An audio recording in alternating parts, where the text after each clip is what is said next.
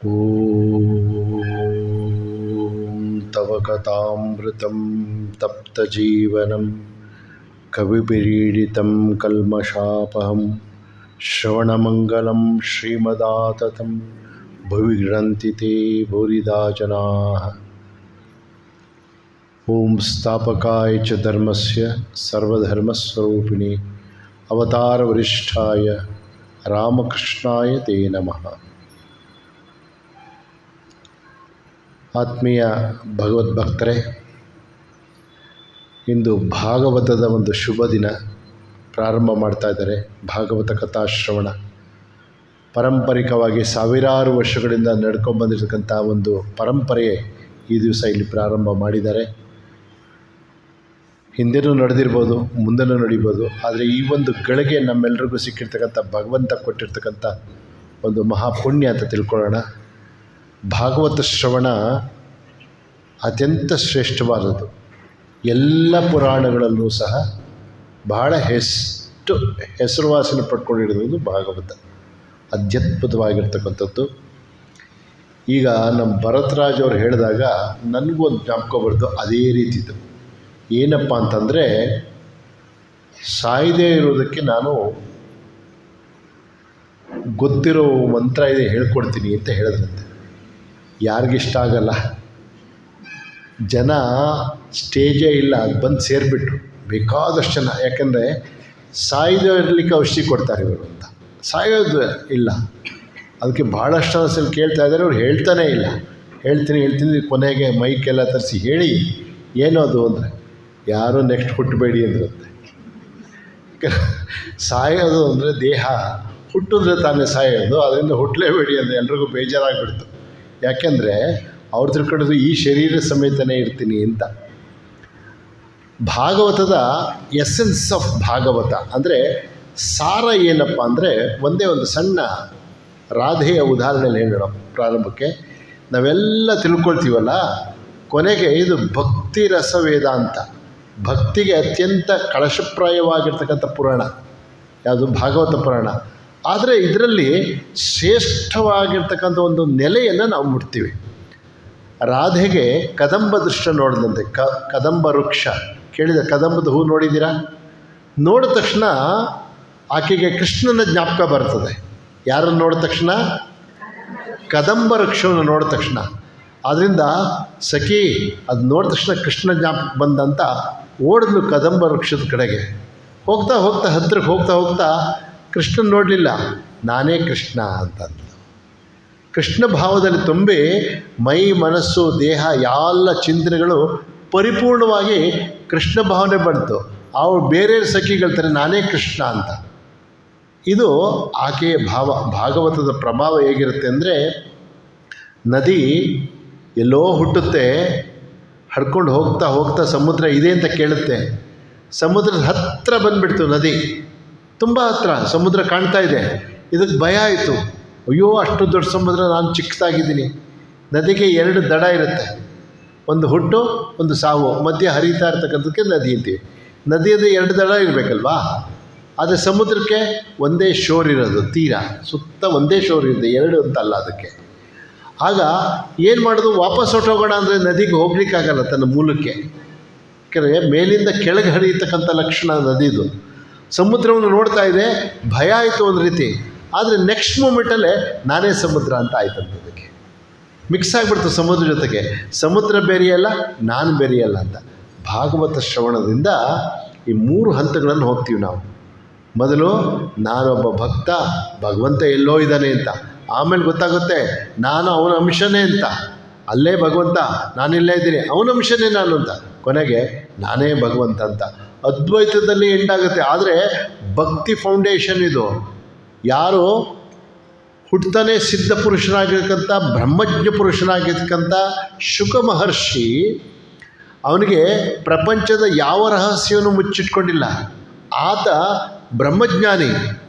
ಎಷ್ಟು ಮಟ್ಟಕ್ಕೆ ಅಂದರೆ ದೇಹದ ಭಾವ ಅಂತಕ್ಕಂಥದ್ದು 24 hours ಇಲ್ಲ ಆತನಿಗೆ. ಪ್ರಾರಂಭದಲ್ಲಿ ಭಾಗವತಲ್ಲಿ ಕೊಟ್ಟಿದ್ದಾರೆ. ಎಷ್ಟು ಮಟ್ಟಿಗೆ ಶುಕದೇವ ಅದಂದರೆ ಅವನಿಗೆ ದೇಹ ಭಾವನೆ ಇಲ್ಲ. ಅವನಿಗೆ ಯಾರು ಹೆಣ್ಣು ಯಾರು ಗಂಡು ಅಂತ ನೋಡ್ತಕ್ಕಂಥ ಸಪ್ರೇಟ್ ಮಾಡ್ತಕ್ಕಂಥದ್ದೇ ಇಲ್ಲ. ಆ ಒಂದು ಉಚ್ಚ ಸ್ಥಿತಿ, ಈ ಹೆಣ್ಣು ಗಂಡು ಪ್ರಕೃತಿ ಭಾವ ಪುರುಷದಿಂದ ಮೇಲೆ ಹೋಗಿರ್ತಕ್ಕಂಥ ಸ್ಥಿತಿ, ಅಲ್ಲಿ ಸಮತ್ವಂ ಯೋಗ ಉಚ್ಯತೆ. ಅಂಥ ಒಂದು ಸಮಸ್ಥಿತಿಲಿರ್ತಕ್ಕಂಥ ಶುಕಮುನಿ ವೈರಾಗ್ಯ ಶಿರೋಮಣಿ ಯೋಗೇಶ್ವರನಾಗಿರ್ತಕ್ಕಂಥವನು ಭಾಗವತವನ್ನು ಹೇಳ್ತಿದ್ದಾನೆ ಅಂದರೆ ಇನ್ನೆಷ್ಟು ಪರ್ಫೆಕ್ಟ್ ಇರುತ್ತೆ. ಯಾರು ಶ್ರೇಷ್ಠ ಜ್ಞಾನಿನೋ ಆತ ಶ್ರೇಷ್ಠ ಭಕ್ತ, ಯಾರು ಶ್ರೇಷ್ಠ ಭಕ್ತನೋ ಅವನೇ ಶ್ರೇಷ್ಠ ಜ್ಞಾನಿ ಆಗಲಿಕ್ಕೆ ಸಾಧ್ಯ.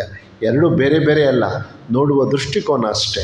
ಅದಕ್ಕೆ ಈ ಭಾಗವತದಲ್ಲಿ ಹಾಗೆ ಹೀಗೆ ಅಂತ ಇಲ್ಲ, ಬೇಕಾದಷ್ಟು ಭಾಗವತದ ಬಗ್ಗೆ ಇದೆ.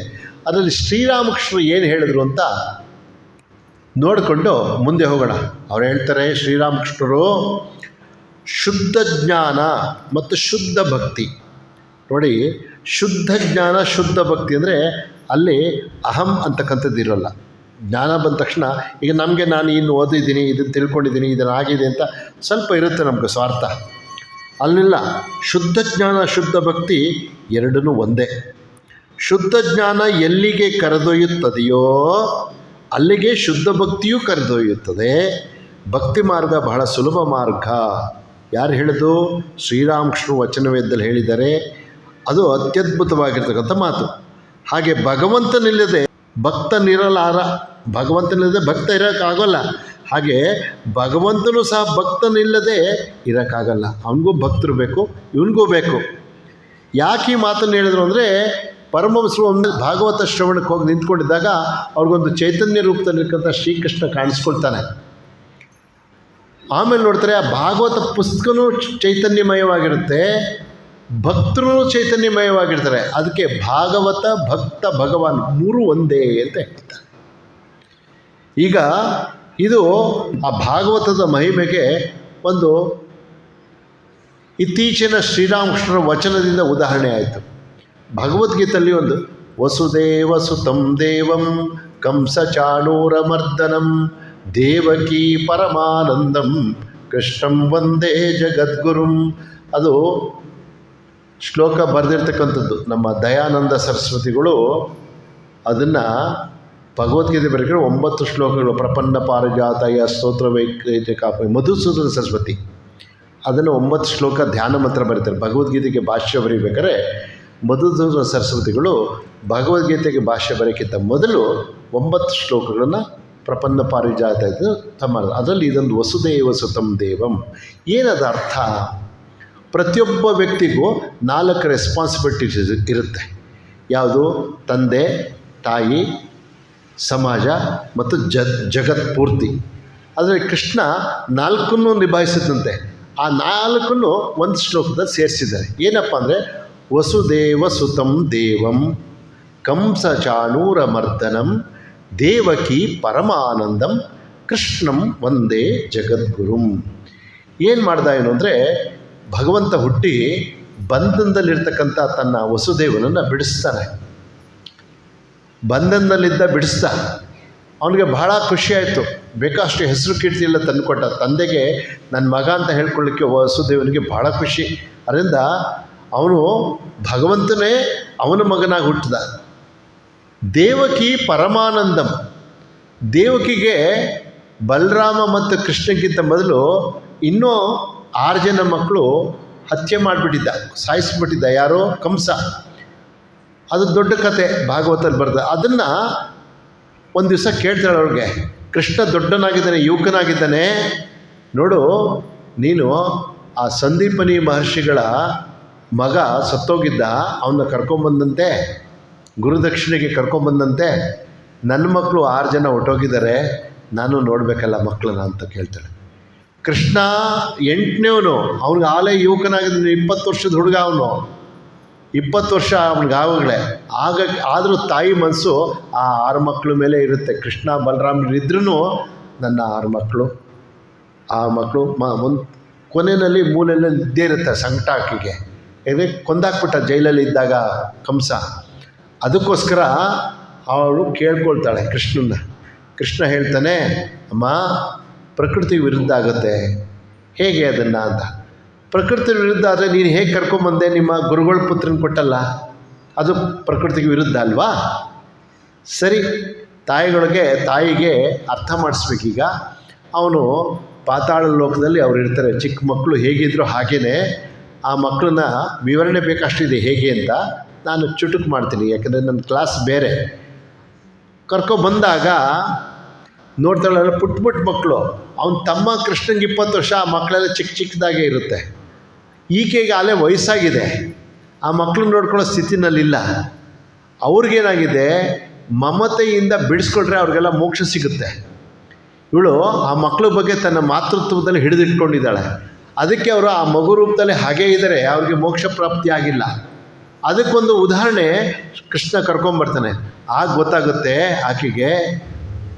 ಹೇಳ್ತಾರೆ, ನಿನ್ನ ಮಾತೃತ್ವದಲ್ಲಿ ಬಂಧಿಸಿರೋದ್ರಿಂದ ಅವ್ರಿಗೆ ಮೋಕ್ಷ ಸಿಕ್ಕಿಲ್ಲ, ನಾನೇ ಇಷ್ಟುದ್ದ ಬಿಡ್ತೀನಿ, ಅವ್ರು ನನಗಿಂತ ಚಿಕ್ಕವ್ರು, ನಂಗೆ ಅಣ್ಣಂದಿರಾದರೂ ಇನ್ನೂ ಮಕ್ಕಳ ಥರನೇ ಇದ್ದಾರೆ, ನಿನ್ನ ಮಾತೃತ್ವದಿಂದ ಬಿಡುಗಡೆ ಮಾಡಿ ಸ್ವತಂತ್ರ ಕೊಡು ಅವ್ರಿಗೆ ಅಂತ. ಆಗ ಅವಳು ಕೊಡ್ತಾಳೆ. ಅದರಿಂದ ಏನಾಯಿತು ಅಂದರೆ, ಆ ಮಕ್ಕಳನ್ನ ಮತ್ತೆ ನೋಡಿದ್ಲು, ಅವ್ರಿಗೆ ಮೋಕ್ಷ ಸಿಕ್ತು. ದೇವಕಿ ಪರಮಾನಂದ, ವಸುದೇವ ಸುತಂ ದೇವಂ ದೇವಕಿ ಪರಮಾನಂದಂ, ಕಂಸ ಚಾಣೂರ ಮರ್ದನಂ. ಏನು ಕಂಸ ಚಾಣೂರ ಮರ್ದನ ಅಂದರೆ, ಲೋಕಕ್ಕೆ ಕಂಟಕರಾಗಿರ್ತಕ್ಕಂಥವ್ರ ಸಂಹಾರ ಮಾಡ್ದ. ಯಾರು ಸಮಾಜಕ್ಕೆ ತೊಂದರೆ ಕೊಡ್ತಾರೋ ಅವ್ರನ್ನ ಸಂಹಾರ ಮಾಡ್ದ. ಅದಕ್ಕೆ ಏನಾಯಿತು, ಕಂಸ ಮತ್ತು ಚಾಣೂರ ಮರ್ದನಂ 3 ರೆಸ್ಪಾನ್ಸಿಬಿಲಿಟಿ ಆಯಿತು. ಸೋಷಿಯಲ್ ರೆಸ್ಪಾನ್ಸಿಬಿಲಿಟಿ, ಕಂಸ ಚಾಣೂರನ ತಂದೆಯ ಋಣ ತಾಯಿ ಋಣ ತೀರಿಸ್ತಾ, ಕೊನೆಗೆ ಕೃಷ್ಣಂ ವಂದೇ ಜಗದ್ಗುರುಂ. ಏನು, ಒಂದರಲ್ಲಿ ಹೀಗಿಟ್ಕೊಂಡ್ರೆ ಚಿನ್ಮುದ್ರೆ ಅಂತೀವಿ, ಹೀಗಿದ್ರೆ ಜ್ಞಾನ ಮುದ್ರೆ. ಒಂದು ಕೈನಲ್ಲಿ ಹಗ್ಗವನ್ನು ಹಿಡ್ಕೊಂಡು ಕುದುರೆ ಓಡಿಸೋದು, ಇನ್ನೊಂದರಲ್ಲಿ ಜ್ಞಾನವನ್ನು ಕೊಡ್ತಾನೆ ಯೋಗೇಶ್ವರ ಕೃಷ್ಣ ಭಗವದ್ಗೀತೆಯಲ್ಲಿ. ಆ ಯೋಗೇಶ್ವರ ಕೃಷ್ಣ ಕೊಡೋದ್ರಿಂದ ಜಗದ್ಗುರು ಆದ. ಅಂದರೆ ಇಡೀ ಪ್ರಪಂಚಕ್ಕೆ ಭಗವದ್ಗೀತೆ ಅಂತ ಅದ್ಭುತವಾಗಿರ್ತಕ್ಕಂಥದ್ದು ಕೊಟ್ಟ ಭಗವಂತ. ಇವತ್ತೂ ಅದು ಅಷ್ಟೇ ಫ್ರೆಶ್ಶು. ಹ್ಯೂಮನ್ ಸೈಕಾಲಜಿ ಏನಪ್ಪ ಅಂತಂದರೆ, ಏನೇನೆಲ್ಲ ಮನುಷ್ಯನಿಗೆ ಭಗವಂತನ ಕಾಣಲಿಕ್ಕೆ ಬೇಕೋ ಅದೆಲ್ಲ ನಮ್ಮ ಯೋಗ್ಯತಾನುಸಾರ, ಯಾವುದೇ ರೀತಿ ಕ್ಯಾರೆಕ್ಟರ್ ಇರಲಿ, ನಮಗೆ ಆಧ್ಯಾತ್ಮಿಕವಾಗಿ ಎಲ್ಲೇ ಇರಲಿ, ಎಲ್ರಿಗೂ ಸೂಟ್ ಆಗ್ತಕ್ಕಂಥ ವಿವರಣೆ ಭಗವದ್ಗೀತೆಯಲ್ಲಿ ಬರುತ್ತೆ. ಭಕ್ತಿ ಬೇಕಾ, ಜ್ಞಾನ ಬೇಕಾ, ಯೋಗ ಬೇಕಾ, ಕರ್ಮಯೋಗ ಬೇಕಾ, ಜ್ಞಾನಯೋಗ ಬೇಕಾ, ಯಾವ ರೀತಿ ಬೇಕು, ಎಲ್ಲದಕ್ಕೂ ಬೇಕಾಗಿರ್ತಕ್ಕಂಥ ಪರಿಕರಗಳು ಭಗವದ್ಗೀತೆ. ಅದಕ್ಕೆ ಕೃಷ್ಣಂ ವಂದೇ ಜಗದ್ಗುರು, ವಸುದೇವ ಸುತಂ ದೇವಂ ಕಂಸಚಾಣೂರ ಮರ್ದನಂ ದೇವಕೀ ಪರಮಾನಂದಂ ಕೃಷ್ಣಂ ವಂದೇ ಜಗದ್ಗುರು. All the 4 responsibilities is completed ಅಂತ ಆ ಶ್ಲೋಕದಲ್ಲಿ ಮಧುಸೂದನ ಸರಸ್ವತಿಗಳು ಬರೀತಾರೆ. ಅದು ಭಗವದ್ಗೀತೆಯಲ್ಲಿ ಕೃಷ್ಣ ಹೇಳೋದಲ್ಲ, ಧ್ಯಾನ ಮಂತ್ರಗಳು ಮಧುಸೂದನ ಸರಸ್ವತಿ ಮಾಡಿರ್ತಕ್ಕಂಥ ಅದ್ಭುತವಾಗಿರ್ತಕ್ಕಂಥ ಮಧುಸೂದನ ಸರಸ್ವತಿ ಮಾಡಿರ್ತಕ್ಕಂಥ ಶ್ಲೋಕಗಳು. ಈಗ ಶ್ರೀರಾಮಕೃಷ್ಣ ಭಾಗವತ ಭಕ್ತ ಭಗವಾನ್ ಅಂತ ಹೇಳಿದ್ರು.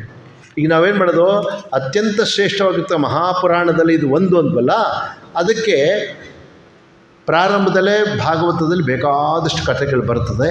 ಅದರಲ್ಲಿ ವ್ಯಾಸ ಮಹರ್ಷಿಗಳು ಪುರಾಣಗಳ ರಚನೆ ಮಾಡಿದವರು, ದಶೋಪನಿಷತ್ತುಗಳು ಭಾಷೆಗಳು ಬರೆದರು. 3 ಜನ ಆಚಾರ್ಯರಿಗೂ ಮಾರ್ಗದರ್ಶನ ಮಾಡಿದ್ರು. ಯಾರು? ಮಧ್ವರಿಗೆ, ಶಂಕರರಿಗೆ, ರಾಮಾನುಜರಿಗೆ ಭಾಷ್ಯ ಬರೀಬೇಕಾದ್ರೆ ಅವ್ರಿಗೆ ಕಾಣಿಸ್ಕೊಂಡು ವ್ಯಾಸ ಮಹರ್ಷಿಗಳು ಗೈಡ್ ಮಾಡ್ತಾರೆ. ಯಾವ್ಯಾವ ಫಿಲಾಸಫಿ, ಅದ್ವೈತ ವೇದಾಂತದ ಭಾಷ್ಯ, ವಿಶಿಷ್ಟಾದ್ವೈತ ಭಾಷ್ಯ, ದ್ವೈತ ವೇದಾಂತದ ಭಾಷೆ, 3 ಒಂದೊಂದು ದೃಷ್ಟಿಕೋನದಲ್ಲಿ ಒಬ್ಬೊಬ್ಬರು ಬೆಳ್ಕೊಂಡು ಭಗವಂತನ ಮುಟ್ಲಿಕ್ಕೆ ಅನುಕೂಲವಾಗೋಕ್ಕೆ ವ್ಯಾಸರು ಮಾಡಿದ್ರು. ಅಂಥ ವ್ಯಾಸರಿಗೆ ಮನಸ್ಸಿನಲ್ಲಿ ಪೂರ್ಣ ಶಾಂತಿ ಸಿಕ್ಕಿಲ್ಲ. ಇದನ್ನು ಅವರು ನಾರದ ಮಹರ್ಷಿಗಳ ಹತ್ರ ಎಕ್ಸ್ಪ್ರೆಸ್ ಮಾಡ್ತಾರೆ, ಹೀಗಾಗಿದೆ ನನಗೆ ಅಂತ. ನಾರದ ಮಹರ್ಷಿಗಳು ಹೇಳ್ತಾರೆ, ನೀನು ಶ್ರೀಕೃಷ್ಣನ ಕುರಿತಿರ್ತಕ್ಕಂಥ ಭಾಗವತನ ಬರಿ ಅಂತ. ಆಗ ಇಡೀ ಭಾಗವತ ಮಹಾಪುರಾಣ, ಅದರಲ್ಲಿ ಏನಂದರೆ ಬೇರೆ ಬೇರೆ ಮಹರ್ಷಿಗಳ, ರಾಜರ, ಸಾಧಕರ ಕಥೆಗಳು ತುಂಬಿಕೊಂಡಿದೆ. ಅದರಲ್ಲಿ ಕಪಿಲ ಮಹರ್ಷಿ ಭಗವಾನ್ ವಿಷ್ಣುವಿನ ಅವತಾರ, ವ್ಯಾಸರೇ ಅವರು ವೇದವ್ಯಾಸ ಅಂತ ಕರೀತಾರೆ, ಕೃಷ್ಣದ್ವೈಪಾಯನ ಅಂತ ಕರೀತಾರೆ. ಅವರು 1 2 3 ಜನರು ಅಂತಲೂ ವಾದಗಳು ಇದೆ. ಅದರಲ್ಲಿ ಶ್ರೀಮನ್ ನಾರಾಯಣನೇ ವ್ಯಾಸರಾಗಿ ಬಂದರು ಅಂತ ಹೇಳ್ತಾರೆ. ಯಾಕಂದರೆ ಭಗವದ್ಗೀತೆ ಭಾಷೆ ಇಂಟ್ರೊಡಕ್ಷನ್ ಬರೀತಾರೆ, ಗೀತೆಯನ್ನು ಹೇಳಿದವನು ಕೃಷ್ಣ, ಕೇಳಿಸ್ಕೊಂಡವನು ಕೃಷ್ಣ, ಬರೆದವನು ಕೃಷ್ಣ ಅಂತ. ಹೇಗೆ ಅಂದರೆ ಭಗವಾನ್ ಶ್ರೀಕೃಷ್ಣ ಗೀತೆಯನ್ನು ಹೇಳಿದ, ಪಾಂಡವಾನಾಂ ಧನಂಜಯ ಅಂತ ಹೇಳ್ತಾರೆ. ಆ 5 ಜನ ಪಾಂಡವರಲ್ಲಿ ನಾನೇ ಧನಂಜಯ, ಮುನಿನಾಂ ವ್ಯಾಸ, ಮುನಿನಲ್ಲಿ ವ್ಯಾಸ, ಋಷಿನಾಂ ಕಪಿಲ ಮಹರ್ಷಿ ನಾನು, ಹೀಗೆ ಕೃಷ್ಣ ಒಂದೊಂದು ಶ್ಲೋಕ ಹೇಳ್ತಾನೆ, ಅವನನ್ನೇ ಬೇರೆ ಬೇರೆ ಬೇರೆ ಬೇರೆ ಬೇರೆ ರೂಪಗಳಲ್ಲಿದ್ದಾನೆ, ಶ್ರೀಕೃಷ್ಣನೇ ಬೇರೆ ಬೇರೆ ರೂಪಗಳಲ್ಲಿದ್ದಾನೆ. ಅವನ ಕುರಿತು ಅವರು ಹೇಳ್ತಾರೆ.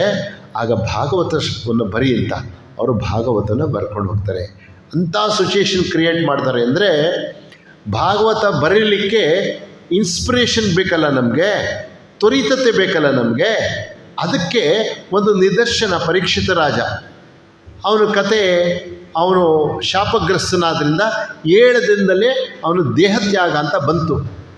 ನಮ್ಮ ಜೀವನದಲ್ಲಿ ಆ ರೀತಿ ತ್ವರಿತತೆ ಬಂದರೆ ನಮಗೂ ಭಗವಂತನೇ ಬೇಕು, ಬೇರೆ ಏನೂ ಬೇಡ ಅಂದರೆ ತಕ್ಷಣ ಭಗವಂತ ಸಿಗ್ತಾನೆ.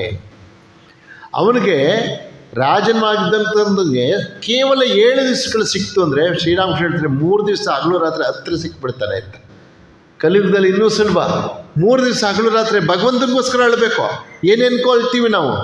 ಶ್ರೀರಾಮಕೃಷ್ಣ ಹೇಳ್ತಾರೆ ನರೇಂದ್ರಿಗೆ, ಯಾರು ರಾಮನೋ ಯಾರು ಕೃಷ್ಣನೋ ಇಲ್ಲಿ ಒಳಗಡೆ ಇದ್ದಾನೆ ಅವನೇ. ಅವ್ರು ಹೇಳ್ತಾರೆ 3 ದಿವಸ ಹಗಲು ರಾತ್ರಿ ಅಳು, ನಿನ್ಗೇನು ಬೇಕು ಸಿಗುತ್ತೆ, ಭಗವಂತ ಸಿಗ್ತಾನೆ ಅಂತ. ನಾವು ರೆಡಿ ಇದ್ದೀವಾ? 3 ದಿವಸ ಬೇಡ, 3 ನಿಮಿಷ ಅಳಕ್ಕೆ ರೆಡಿ ಇಲ್ಲ. ಅಳ್ತೀವಿ 1 ದಿವಸ ಅಲ್ಲ, ಭಗವಂತನಿಗೋಸ್ಕರ ಅಲ್ಲ, ಭಗವಂತಿಂದ ಪಡ್ಕೊಂಡದ್ದು ಕಡಿಮೆ ಆಗಿದೆ ಅಂತ. ಏನೇನೋ ಅಪ್ಲಿಕೇಶನ್ ಹಾಕ್ಕೊಂಡಿರ್ತೀವಿ ಭಗವಂತನ ಹತ್ರ, ಅದು ಬಂದಿಲ್ವಲ್ಲ ಅಂತ ನಾವು ಅಳಕ್ಕೆ ಶುರು ಮಾಡ್ತೀವಿ, ಹೌದಲ್ವಾ? ಅದಕ್ಕೆ ನಾವೇನು ಮಾಡ್ತೀವಿ, ಭಗವಂತನಿಗೋಸ್ಕರನೇ ಹೇಳೋದಿಲ್ಲ, ಭಗವಂತನಿಂದ ಪಡ್ಕೋಬೇಕಾದಕ್ಕೆ ನಾವು ಆಡ್ತೀವಿ. ಆದರೆ ಕೃಷ್ಣನ ವ್ಯಕ್ತಿತ್ವ ಬಹುಮುಖವಾಗಿರ್ತಕ್ಕಂಥದ್ದು. ಕೃಷ್ಣನನ್ನು ಪೂಜಿಸೋರು ಎಷ್ಟು ಜನ ಇದ್ದಾರೆ, ಬೇಕಾದಷ್ಟು ಜನ ಕೃಷ್ಣನ ಪೂಜಿಸ್ತಾರೆ, ತಮ್ಮ ಮಕ್ಕಳಿಗೆ ಹೆಸರು ಇಡ್ತಾರೆ. ಹೆಣ್ಮಗು ಆದರೆ ಕೃಷ್ಣ, ಇಲ್ಲಾಂದರೆ ಕೃಷ್ಣವೇಣಿ ಅಂತ ಹೆಸರಿಡ್ತಾರೆ.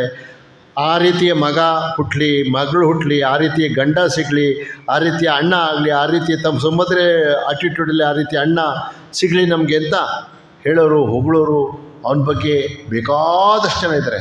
ಹಾಗೆ ಅವನು ಕ್ರಿಟಿಸೈಸ್ ಮಾಡೋರು ಏನು ಕಡಿಮೆ ಇಲ್ಲ. ಕೆಲವು ದೋಷಗಳ ಉತ್ತಮರಲ್ಲೂ ಹುಡುಕಿ ಕೃಷ್ಣನ ಕಳಪೆ ಮಾಡಿ ಮಾತಾಡುವಂಥ ಜನನೂ ಒಂದಷ್ಟೊಂದು ಜನ ಇದ್ದಾರೆ. ಯಾಕೆಂದರೆ ಎರಡೂ ಇರಬೇಕು. ಕತ್ತಲೆ ಬಂದಿಲ್ಲ ಅಂದರೆ ಬೆಳಕಿಗೆ ಮರ್ಯಾದೆ ಇಲ್ಲ. ಬೆಳಕಿನ ಮಹತ್ವ ಗೊತ್ತಾಗೋದು ನಾವು ಕತ್ತಲೆಯಲ್ಲಿದ್ದಾಗಲೇ, ಆಗ ಹೊರೆ ಹಚ್ಚಿ ನೋಡಲಿಕ್ಕೆ. ಆದರೆ ಕೃಷ್ಣನ ಹೆಸರಿನಿಂದ ಎಷ್ಟು ಸಾಹಿತ್ಯ ಬೆಳೆದಿದೆ, ಎಷ್ಟು ಶಿಲ್ಪಕಲೆ ಬೆಳೆದಿದೆ, ಎಷ್ಟು ಪ್ರಪಂಚದಲ್ಲಿ ಉದ್ಧಾರ ಆಗಿದ್ದಾರೆ. ಇಡೀ ಪ್ರಪಂಚದ ಉದ್ದಗಳಿಗೆ ನಮ್ಮ ಭಾರತ ದೇಶದಲ್ಲಿ ಉತ್ತರಕ್ಕೆ ಹೋದರೆ, ಉತ್ತರದಲ್ಲಿ ರಮಾನಂದರು ಅಂತ ಇದ್ದರು. ಉತ್ತರದಲ್ಲಿ ಅವರು ಕೃಷ್ಣನ ಹೆಸರಿಂದನೇ ಬ್ರಹ್ಮ ಸಾಕ್ಷಾತ್ಕಾರ ಮಾಡಿ ಆನಂದದಲ್ಲಿ, ಆನಂದ ಲೋಕದಲ್ಲಿ, ಗೋಲೋಕ ಧಾಮದಲ್ಲಿ ತೇಲೋದ್ರು ರಮಾನಂದರು. ಹಾಗೆ ದಕ್ಷಿಣಕ್ಕೆ ಹೋದರೆ ಮಧ್ವಾಚಾರ್ಯರು, ಹಾಗೆ ಪೂರ್ವಕ್ಕೆ ಹೋದರೆ ಚೈತನ್ಯ ಮಹಾಪ್ರಭು, ಪಶ್ಚಿಮಕ್ಕೆ ಹೋದರೆ ವಲ್ಲಭಾಚಾರ್ಯರು. ಸುಮ್ಮನೆ 4 ದಿಕ್ಕಿಗೆ ಒಬ್ಬೊಬ್ಬರು ಘಟಾಂಘಟಿಗಳ ಹೆಸರು ಮಾಡಿದ್ದೀವಿ ಅಷ್ಟೇ. ಇಲ್ಲಾಂದರೆ ಎಂತೆಂಥ ಜನ ಇದ್ದಾರೆ. ನಮ್ಮ ಪುರಂದರದಾಸೇನು ಕಡಿಮೆನೇ. ಅವ್ರಿಗೆ ಸಮುದ್ರ ತೀರದಲ್ಲಿ ಸುಮಾರು 6 ವರ್ಷಗಳಾಯಿತು. ಅವರು ಮನೆ, ಮಠ, ಆಸ್ತಿ, ಹೆಂಡತಿ, ಮಕ್ಕಳು ಎಲ್ಲ ಕಳ್ಕೊಂಡು 6 ವರ್ಷಗಳಾದಮೇಲೆ ಗೋಪಾಲಕೃಷ್ಣ ಕಾಣಿಸ್ಕೊಳ್ತಾನೆ ಸಮುದ್ರ ತೀರದಲ್ಲಿ. ಹೋಗಿ ಕಾಲನ್ನು ಹಿಡ್ಕೊಳ್ತಾರೆ. ಕೃಷ್ಣ, ನನ್ನ ಸಮಸ್ತ ಆಸ್ತಿಯನ್ನು ದಾನ ಮಾಡೋದ್ರಿಂದ ನೀನು ಸಿಕ್ತಪ್ಪ ಅಂದರು. ತಕ್ಷಣ ಮಾಯ ಆಗ್ಬಿಟ್ಟ. ಯಾಕೆ? ನನ್ನ ಸಮಸ್ತ ಆಸ್ತಿಯನ್ನು ಅಂತ ಅಂದ್ರಲ್ಲ. 6 ವರ್ಷ ಆಗಿದೆ. ನನ್ನ ಸಮಸ್ತ ಆಸ್ತಿ ಅನ್ನೋದ್ರೆ ನಾವು ಯಾರ ಆಸ್ತಿ ತಗೊಬಂದಿದ್ದೀವ? ಇಲ್ಲಿ ಬಂದಮೇಲೆ ಆಗಿರೋದಷ್ಟೇ ನಮ್ಮದು. ಅದರಿಂದ ಚಂದ್ರಮೌಳೇಶ್ವರ ದೇವಸ್ಥಾನದಲ್ಲಿ ಕಣ್ಣು ಕಾಣಲ್ಲ, ವಯಸ್ಸಾಗಿದೆ ಅವ್ರಿಗೆ. ಇನ್ನೂ 6 ವರ್ಷ ತಪಸ್ಸು ಮಾಡ್ತಾರೆ. ಆಗ ಶಂಖಚಕ್ರಗಳು ಕಾಣಿಸ್ಕೊಳ್ಳುತ್ತೆ. ಮುಂದೆ ಅವರು ಬರೀತಾರೆ. ಅವರೇನು ಕಡಿಮೆನೇ, ಒಬ್ಬೊಬ್ಬರು ಕೃಷ್ಣನ ಹೆಸರಿನಲ್ಲಿ ಅದ್ಭುತಗಳನ್ನು ಸಾಗಿಸಿದ್ದಾರೆ. ಸೂರದಾಸು ಕುರುಡ, ಆತ ಕೃಷ್ಣನ್ನೇ ನೋಡಿಲ್ಲ ಹೊರಗಡೆ, ಆದರೆ ಕೃಷ್ಣನ ಮಹಿಮೆಗಳನ್ನು, ಕೃಷ್ಣನ ಕಲೆಗಳನ್ನು ಕೇಳಿರ್ತಕ್ಕಂಥವನು. ಆತನಿಗೆ ಕೃಷ್ಣ ದರ್ಶನ ತನ್ನ ಹೃದಯದಲ್ಲಿ ಆಗುತ್ತೆ. ಆಗ ಅವನು ಕೇಳ್ತಾನೆ ಕೃಷ್ಣನ, ಕೃಷ್ಣ, ನಾನು ನಿನ್ನ ಭೌತಿಕ ರೂಪದಲ್ಲಿ ನೋಡಿಲ್ಲಪ್ಪ ಅಂತ. ಹಾಗಾದರೆ ಕಣ್ಣು ಕೊಡ್ತೀನಿ, ನೋಡ್ತೀಯಾ ಅಂತಾನೆ. ಓ, ನೋಡ್ತೀನಿ, ನಿನ್ನ ಅಂತರಂಗದಲ್ಲಿ ನೋಡಿದ್ದೀನಿ ನಾನು. ಕೃಷ್ಣನ ಸಾಕ್ಷಾತ್ಕಾರ ಹೃದಯದಲ್ಲಿ ಆಗಿದೆ, ಅಂತರಂಗದಲ್ಲಿ ಶ್ರೀಕೃಷ್ಣನ ನೋಡಿದ್ದೀನಿ ನಾನು. ಆದರೆ ಬಹಿರಂಗದಲ್ಲಿ ಚರ್ಮಚಕ್ಷುವಿಂದ ನೋಡಿಲ್ಲ. ಯಾಕೆ? ನಾನು ಹುಟ್ಟು ಕುರುಡ. ಕೃಷ್ಣ ಹಿಡಿಬೇಕು, ಅವನ ಜೊತೆ ಆಟ ಆಡ್ತಾನೆ. ಸೂರ್ಯದಾಸ್ ಜೊತೆ ಕಾಲಿನ ಗೆಜ್ಜೆಯ ಸಪ್ಪಳದಿಂದ ಕೃಷ್ಣನ ಹಿಡಿತಾನೆ. ತಪ್ಪಿಸ್ಕೊಂಡು ಹೋಗ್ತೀಯ ನೀನು ಅಂತ ಹೇಳಿ ಮಕ್ಕಳು ಆಟ ಆಡ್ತಾರೆ, ಹಿಡ್ಕೊಬಿಡ್ತಾನೆ ಅವನು ಕೃಷ್ಣನ್ನ. ಹಿಡ್ಕೊಂಡಾಗ ಕೃಷ್ಣನ ಹಾಗಾದ್ರೆ ನಾನು ಚರ್ಮಚಕ್ಷು ನೋಡ್ತೀನಿ.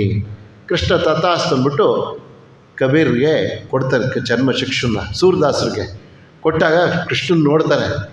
ಭಾಳ ಆನಂದ ಆಗುತ್ತೆ. ಯಾಕೆಂದರೆ ಜೀವನದಲ್ಲಿ ಕೃಷ್ಣನ ನೋಡಿಲ್ಲ ಅವರು. ಏನು ಹೃದಯದಲ್ಲಿ ನೋಡಿದ್ನೋ ಅದನ್ನೇ ತೆರೆದ ಕಣ್ಣಿಂದ ನೋಡಿದ್ದಾರೆ ಪ್ರಪಂಚದಲ್ಲಿ. ಮೊದಲನೇ ಸಲ ಪ್ರಪಂಚ ನೋಡ್ತಾ ಇರೋದು ಅಲ್ಲಿ ಶ್ರೀಕೃಷ್ಣ ನೋಡಿದ್ರು.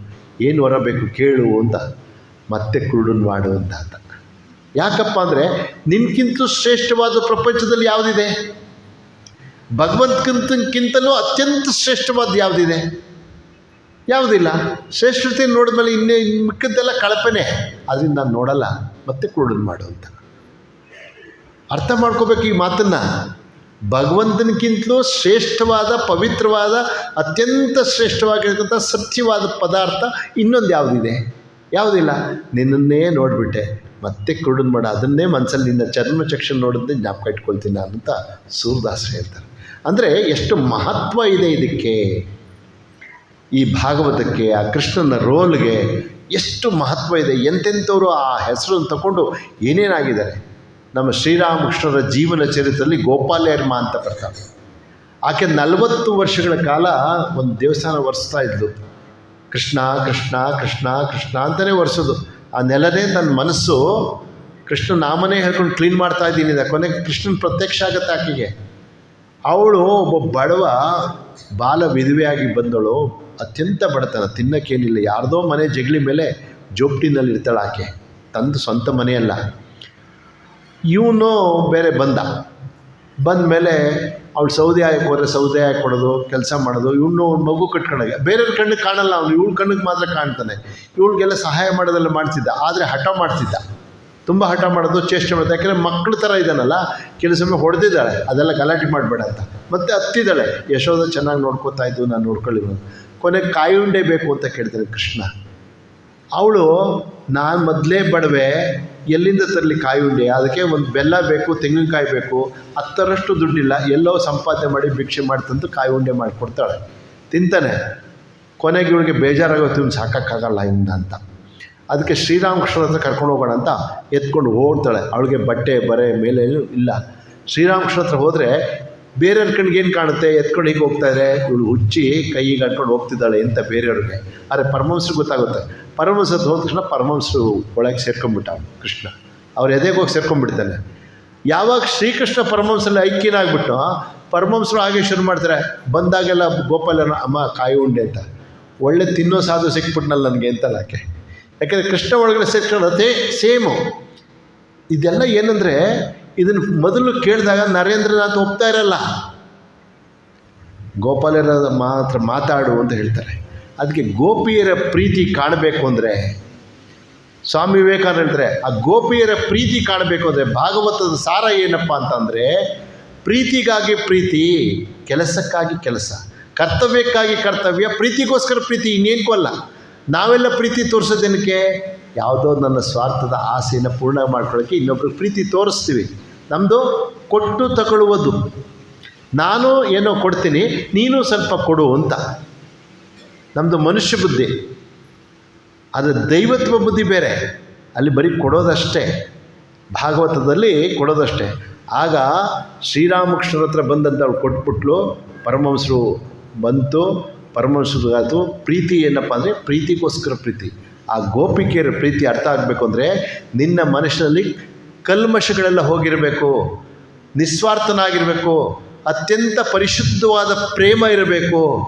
ನಿನ್ನ ಎಲ್ಲ ಪಿಡಿಗಳು ಬಿಟ್ಟಿದ್ರೆ ಗೋಪಿಯರ ಭಕ್ತಿ, ಅವರ ಪ್ರೀತಿ ಅರ್ಥ ಆಗುತ್ತೆ. ಇಲ್ಲಾಂದರೆ ನಮ್ಮ ಏನೇನು ನಮ್ಮ ಕುಸಂಸ್ಕಾರಗಳಿತ್ತೋ ಅದರಲ್ಲೇ ಅಳತೆ ಮಾಡ್ತೀವಿ. ನಾವು ಗೋಪಿಯರ ಪ್ರೀತಿಯನ್ನು ಅದರಲ್ಲಿ ಅಳತೆ ಮಾಡ್ತೀವಿ.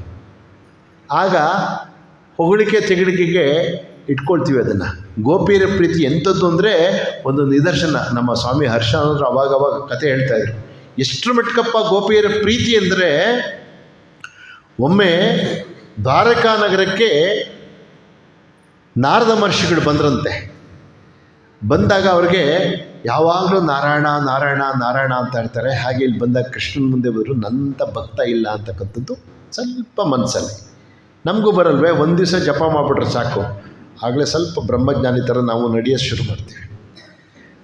ಒಂದೇ ದಿವಸ ಮಾಡಿರೋದು, ಬೆಳಗ್ಗೆ 108 ಸಂಜೆ 108. ಅಷ್ಟಕ್ಕೇ ನನ್ನ ಪರವಾಗಿಲ್ಲ ಅಂತ ಇಷ್ಟು ದಿವಸ ಮಲ್ಕೊಂಡಿದ್ದೆ ಹೊಡೆದು ಬಿಟ್ಟದೆಲ್ಲ ಮರೆತುಬಿಟ್ಟು ಒಂದು ದಿವಸ ಮಾಡೋದಕ್ಕೆ ನಾವು ಆಗಲೇ ಸ್ವಲ್ಪ ಹುಮ್ಮಸ್ಸು ಬಂದಿರೋದು ನಮಗೆ. ಹಾಗೆ ಅಷ್ಟು ನಾರದರಿಗೆ ಬಂತು. ಆಮೇಲೆ ರುಕ್ಮಿಣಿ ಜೊತೆಲಿದ್ದಲ್ಲ, ಆಕೆಗೆ ಅನ್ನಿಸ್ತಂತೆ ಸದಾ ಶ್ರೀಕೃಷ್ಣನ ಜೊತೆಲಿದ್ದೀನಿ, ನನ್ನಷ್ಟು ಹತ್ತಿರವಾಗಿರೋರು ಯಾರೂ ಇಲ್ಲ ಕೃಷ್ಣನಿಗೆ ಅಂತ ಆಕೆ ಮನಸ್ಸಲ್ಲಿ. ಕೃಷ್ಣನಿಗೆ ಅರ್ಥ ಆಯ್ತು, ಇವರಿಬ್ರಿಗೂ ಏನಾರ ಮಾಡಿ ಬುದ್ಧಿ ಕಲಿಸ್ಬೇಕಲ್ಲ.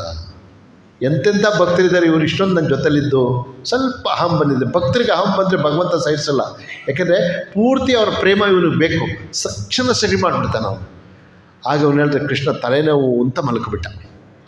ಯಾವ ಡಾಕ್ಟ್ರು ಕರೆಸ್ತಾರೆ, ಪಂಡಿತರುಗಳು ಏನಾದರೂ ಹುಷಾರಾಗಲ್ಲ. ಕೊನೆಗೆ ಕೃಷ್ಣ ಹೇಳ್ತಾರೆ, ಔಷಧಿ ರೆಮಿಡಿ ನಂಗೆ ಗೊತ್ತು, ನೀವು ಮಾಡ್ತೀರಾ ಅಂತ. ಏನಂದರೆ, ಯಾರು ತುಂಬ ನನ್ನನ್ನು ಪ್ರೀತಿಸ್ತಾರೋ ಅವ್ರ ಕಾಲು ಧೂಳನ್ನು ನಾನು ಹಣೆಗೆ ಹಚ್ಚಿದ್ರೆ ಹೊಟ್ಟೋಗುತ್ತೆ ಅಂತ.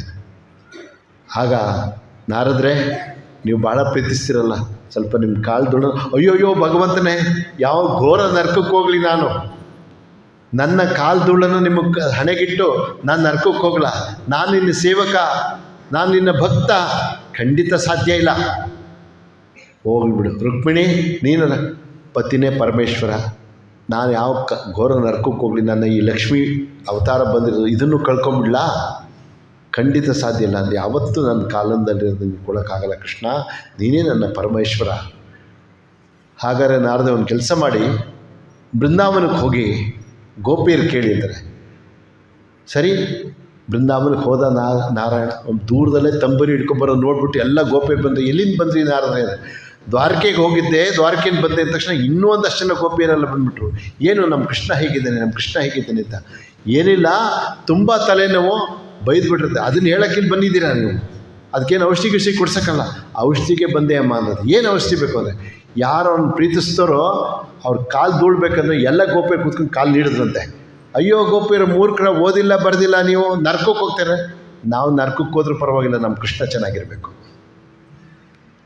ನಾವು ಇಲ್ಲೇ ಸುಟ್ಟೋಗಲಿ, ನರ್ಕಕ್ಕೆ ಹೋಗಲಿ, ಏನು ಬೇಕಾರಾಗಲಿ, ನಮ್ಮ ಕೃಷ್ಣ ಚೆನ್ನಾಗಿರಬೇಕು. ನೋಡಿ ಎಂಥ ಪ್ರೀತಿ, ನಿಸ್ವಾರ್ಥ ಪ್ರೇಮ. ತಮ್ಮನ್ನೇ ತಾವು ಬಲಿ ಕೊಡೋಕೆ ರೆಡಿ, ಆದರೆ ಕೃಷ್ಣ ಚೆನ್ನಾಗಿರಬೇಕು ಅಂತ. ಆಗ ಅರ್ಥ ಆಯಿತು ನಾರದನಿಗೆ, ರುಕ್ಮಿಣಿಗೆ, ಅವರೆಷ್ಟು ಪ್ರೀತಿಸ್ತಾರೆ ಗೋಪಿಯರು ಅಂತ. ಎಂಥ ಪವಿತ್ರವಾದ ಪ್ರೇಮ. ಪ್ರೇಮದಲ್ಲಿ ನನ್ನ ಹರಣವೇ ನಿನಗೆ ಶರಣು, ನನ್ನ ಆತ್ಮವೇ ನಿನ್ನದೋ, ಮತ್ತೆ ಏನನ್ನು ನೀಡಲಯ್ಯ, ನನ್ನದೆಲ್ಲವೂ ನಿನ್ನದೇ. ಎತ್ತ ಮಾತು ನೋಡಿ, ನಂದು ಅನ್ನೋದೇನಿಲ್ಲ, ನಾನು ಝೀರೋ, ನೀನೇ ಎಲ್ಲ. ಅದು ಗೋಪಿಯರ ಪ್ರೇಮ. ಆ ಪ್ರೇಮವನ್ನು ಅರ್ಥ ಮಾಡ್ಕೋಬೇಕು ಅಂದರೆ ನಾವು ಹೇಗಿರಬೇಕು ಅಂತಕ್ಕಂಥ ಕಥಾಶ್ರಮಣ. ಪ್ರೀತಿಗಾಗಿ ಪ್ರೀತಿ, ಬೇರೆ ಇನ್ನೇನಿಗೂ ಅಲ್ಲ. ನಾನು ನಿನ್ನ ಅತ್ಯಂತ ಪರಮ ಪ್ರೀತಿಗೆ ನನ್ನ ಕೈಲಾದ ಪ್ರೀತಿನ ಸೇರಿಸ್ತೀನಿ, ನಿಂದೇನ ಪಡ್ಕೊಳ್ತೀನಿ ಅಂತ ಅಲ್ಲ. ನಿನ್ನನ್ನು ಇದು ಕೊಡು, ನಿನ್ನ ಪೂಜೆ ಮಾಡಿದ್ರೆ ಇದು ಕೊಡು, ಹಾಗೇನಿಲ್ಲ. ನನ್ನ ಹರಣವೇ, ನಾನು ಅಂತಕ್ಕಂಥ ಹರಣವೇ ನಿನಗೆ ಶರಣು, ನನ್ನ ಆತ್ಮವೇ ನನ್ನದೆಲ್ಲವೂ ನಿನ್ನದೇ. ನಂದು ಅನ್ನೋದು ಏನು ಇಲ್ವೇ ಇಲ್ಲ, ಸುಮ್ಮನೆ ಭ್ರಮೆ. ನಂದು ಅನ್ನೋದು ಎಲ್ಲ ನಿಂದೆ ಭಗವಂತ ಅಂತಕ್ಕಂಥ ಮಾತನ್ನು ಹೇಳ್ತಾರೆ. ಅದಕ್ಕೆ ಶ್ರೀಕೃಷ್ಣನನ್ನು ಕುರಿತು ಚಿಂತಿಸ್ತಕ್ಕಂಥದ್ದು, ಧ್ಯಾನಿಸ್ತಕ್ಕಂಥದ್ದು, ಪೂಜೆ ಮಾಡೋದು. ಅವನು ಏನು ಮಾಡ್ತಾನೆ, ಮರ್ತ್ಯ ಅಮರ್ತ್ಯನಾಗ್ತಾನೆ. ಮರ್ತ್ಯ ಅಂದರೆ ಹುಟ್ಟು ಸಾವು ಮಧ್ಯೆ ಇರ್ತಕ್ಕಂಥವನು ಕೃಷ್ಣನಾಮದಿಂದಲೇ ಅಮರ್ತ್ಯನಾಗ್ಬಿಡ್ತಾನೆ.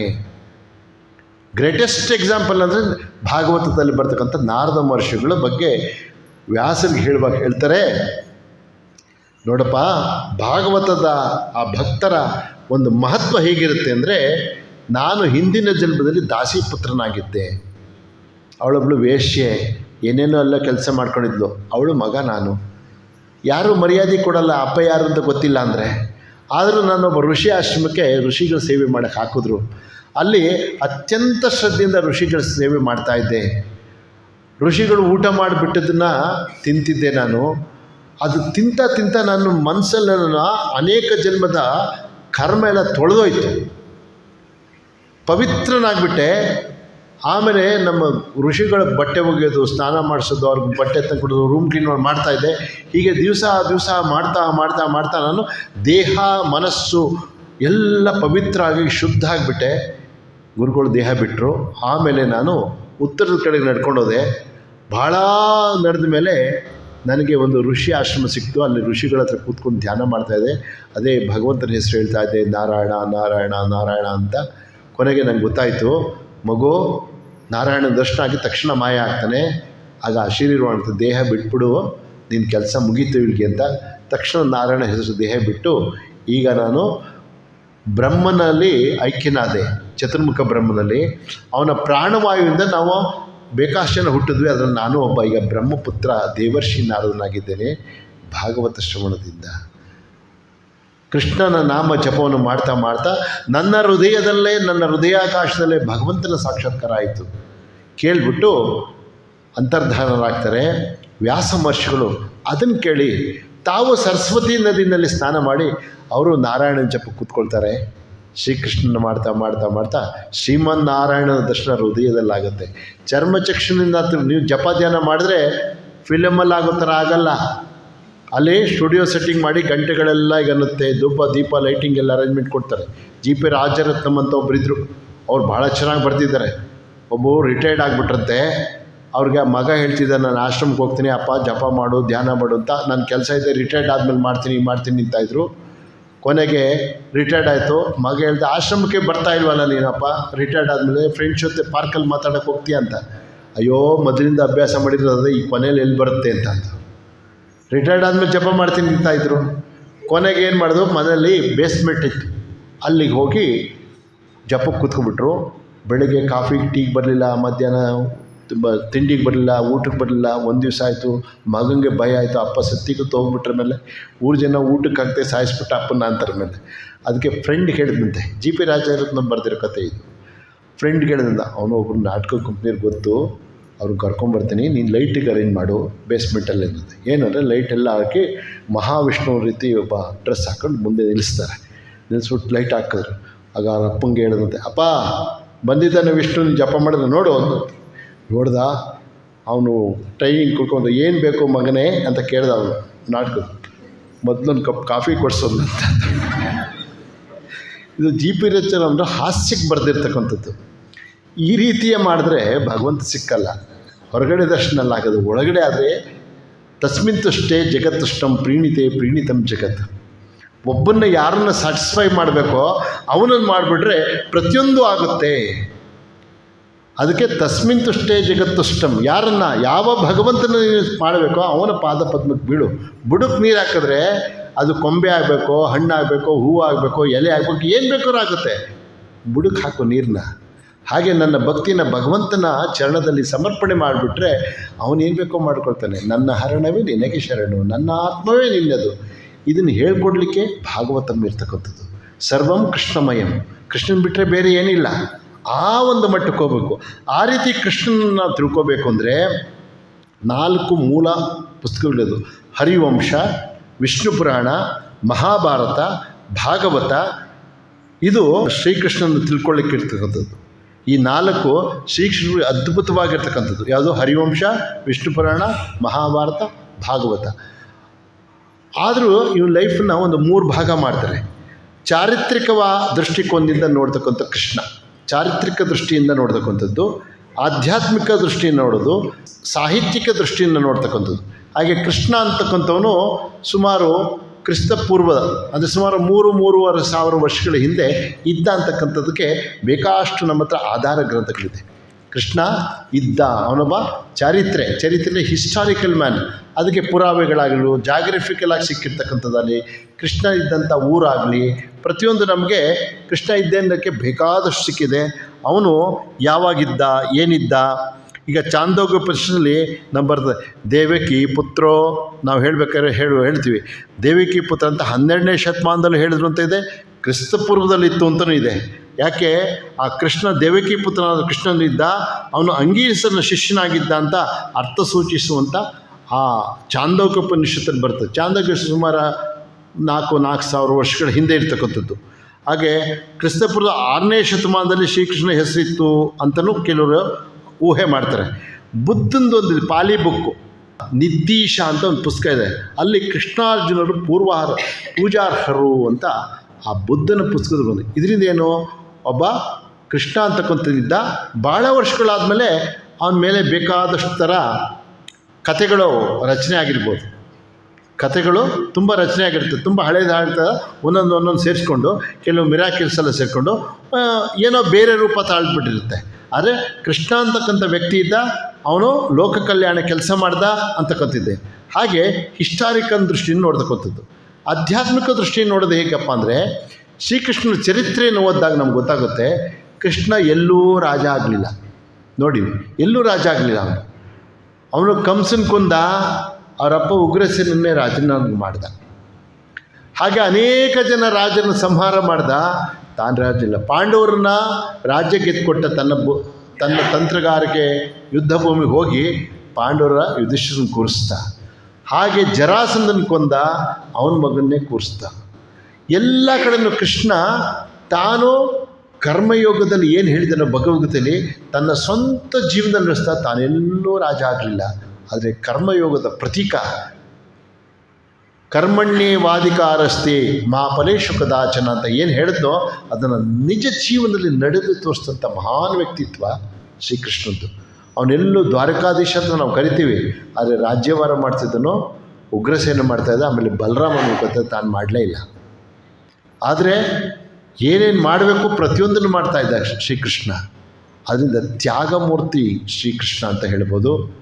ಹಾಗೆಯೇ ಕೃಷ್ಣ ಭಾಗವತದ ಶ್ರೀಕೃಷ್ಣನ ಜೀವನವನ್ನು 3 ವಿಧವಾಗಿ ಮತ್ತೆ ನಾವು ಹಿಸ್ಟಾರಿಕಲ್ ದೃಷ್ಟಿಯಿಂದ ನೋಡಿದ್ವಿ, ಆಧ್ಯಾತ್ಮಿಕ ದೃಷ್ಟಿ, ಸಾಹಿತ್ಯದಲ್ಲಿ ಕೃಷ್ಣನ ಬಗ್ಗೆ ಬೇಕಾದಷ್ಟು ಪುಸ್ತಕಗಳು, ಬೇಕಾದಷ್ಟು ನಾಟಕಗಳು, ಬೇಕಾದಷ್ಟು ಕಾವ್ಯಗಳು ಶ್ರೀಕೃಷ್ಣನ ಬಗ್ಗೆ ಇದೆ. ಅದು ಕಾವ್ಯಮಯ ಸಾಹಿತ್ಯ ಲೋಕದಲ್ಲಿ ಅವನದೇ ದೊಡ್ಡ ಕಾಂಟ್ರಿಬ್ಯೂಷನ್ ಇದೆ ಕೃಷ್ಣಂದು. ಹಾಗೆ ಇದು 3 ರೀತಿ ನೋಡಿದ್ವಿ. ಇನ್ನೂ 3 ರೀತಿ ಏನು ನೋಡ್ತೀವಿ, ಅವನ ಜೀವನವನ್ನು.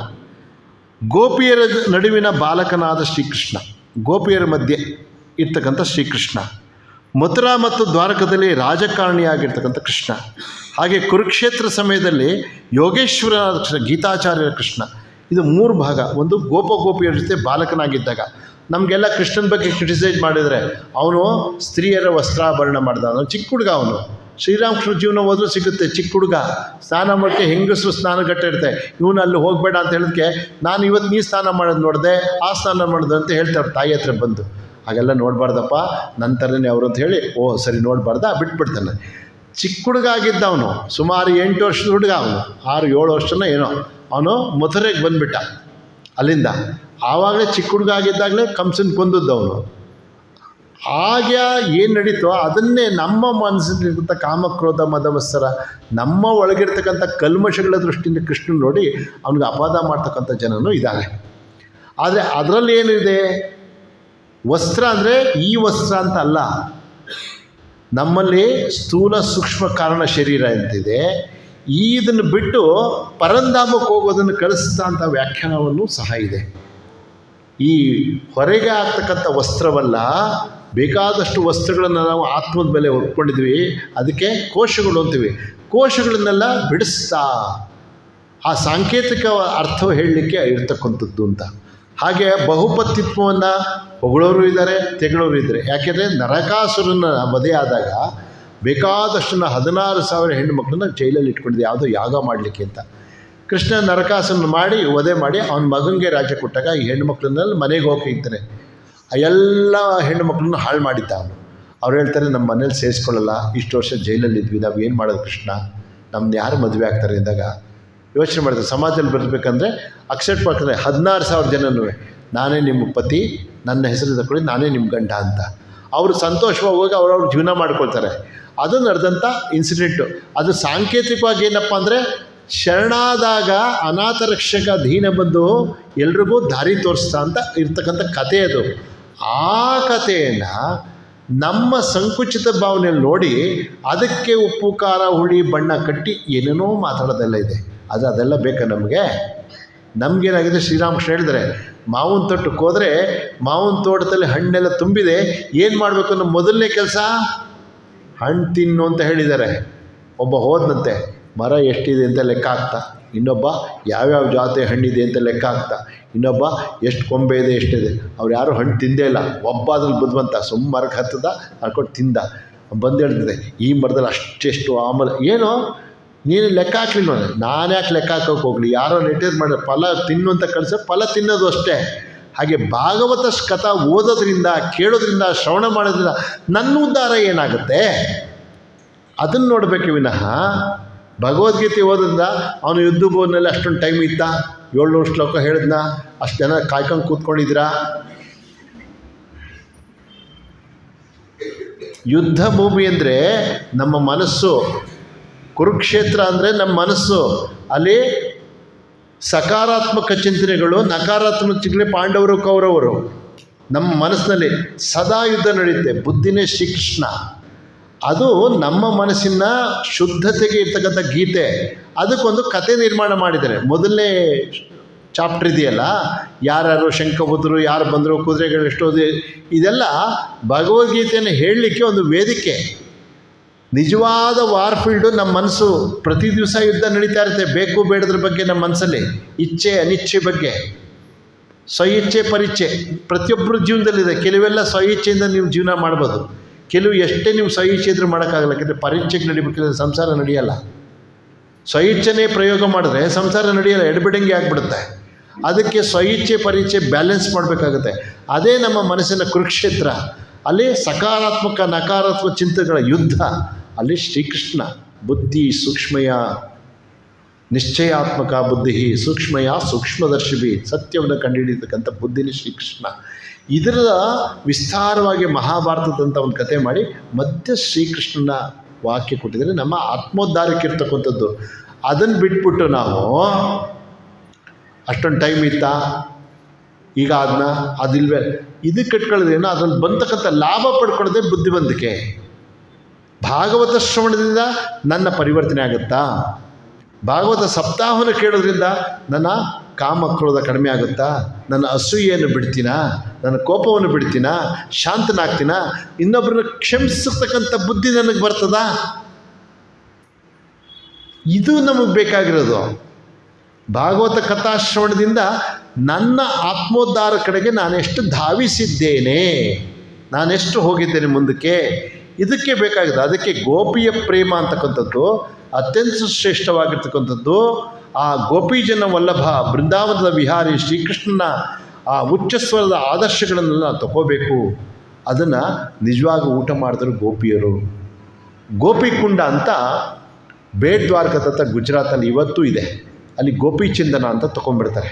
ಈಗ ನೀವು ಹೋದರೂ ನೋಡ್ಬೋದು, ನಾಗೇಶ್ವರಿಂದ ಮುಂದೆ ಬೇಡ್ದ್ವಾರಕ ಎಲ್ಲಿ ಮುಳುಗೋಯ್ತೋ ದ್ವಾರಕ, ಆ ದ್ವಾರಕಕ್ಕೆ ಹೋಗೋ ಜಾಗದಲ್ಲಿ ಗೋಪಿಕುಂಡ ಅಂತ ಇದೆ. ಶ್ರೀಕೃಷ್ಣನ ನೋಡಲಿಕ್ಕೆ ಅಂತ ಗೋಪಿಯರು ಬರ್ತಾಯಿದ್ರು. ಅವರೆಲ್ಲ ದ್ವಾರಕೆಗೆ ಹೋಗಬೇಕು. ಕೃಷ್ಣ ಅವರ ಮನಸ್ಸಲ್ಲೇ ಅವ್ರಿಗೆಲ್ಲ ಕಾಣಿಸ್ಕೊಂಬಿಟ್ಟ. ಅವ್ರಿಗೆ ಅವರ ಹೃದಯದಲ್ಲೇ ಕಾಣಿಸ್ಕೊಂಬಿಟ್ಟ ಕೃಷ್ಣ. ನಿಮ್ಗೆ ಏನು ಬೇಕೋ ಅದು ನಿಮ್ಮಲ್ಲಿ ಒಳಗಡೆನೇ ಸಿಕ್ಕೋಯ್ತು, ಇನ್ನು ಹೋಗೋದೇನೆ ಭೌತಿಕ ಹುಡುಕೊಂಡು ಒಳಗಡೆಗೆ. ಅದಕ್ಕೆ ಅವರಲ್ಲೇ ಪ್ರಾಣತ್ಯಾಗ ಮಾಡಿಬಿಟ್ರು. ಯಾಕಂದರೆ ಏನು ಆಸೆ ಇತ್ತೋ ಆಸೆ ಪೂರ್ತಿ ಆಗೋಯ್ತು. ಶ್ರೀಕೃಷ್ಣನ ಆಸೆ ಪೂರ್ತಿ ಆಗೋಯ್ತು. ಹಾಗೇ ಆಗೋಯ್ತು ಅವ್ರಿಗೆ. ಅಲ್ಲಿ ಎಲ್ಲಿದ್ದರೋ ಆ ಜಾಗಕ್ಕೆ ಗೋಪಿಕುಂಡ ಅಂತ ಕರೀತಾರೆ. ಇವತ್ತು ಆ ಯೆಲ್ಲೋ ಕಲರ್ ಇರ್ತಕ್ಕಂಥ ಮಣ್ಣನ್ನು ತಂದು ಇಟ್ಕೋತೀವಿ, ಅದು ಗೋಪಿಚಂದನ ಅಂತ ಕರೀತಾರೆ. ಏನಪ್ಪ ಅಂದರೆ ಹೃದಯ ಪದ್ಮದಲ್ಲಿ ಶ್ರೀಕೃಷ್ಣನ ಪ್ರತಿಷ್ಠಾಪನೆ ಹೇಗಾಗುತ್ತೆ ಅಂದರೆ ಈ ಒಂದು ಕಥಾಶ್ರವಣದಿಂದ ನಮಗಾಗುತ್ತೆ. ಈ ಭಾಗವತದಲ್ಲಿ ಅನೇಕ ಜನರ ಶ್ರೀಕೃಷ್ಣನ ಅನೇಕ ಜನರ ಸಹವಾಸಗಳು ಅವನ ಜೊತೆ ಇದ್ದದ್ದು ಪ್ರೇಮಿಸದೆ ಬರುತ್ತೆ. ಒಂದು ಕತೆ, ಕೃಷ್ಣ ಮತ್ತು ಅರ್ಜುನ ಒಂದು ಕಡೆ ಹೋಗ್ತಾಯಿದ್ರು. ಬಾಯಾರಿಕೆ ಆಗಿದೆ.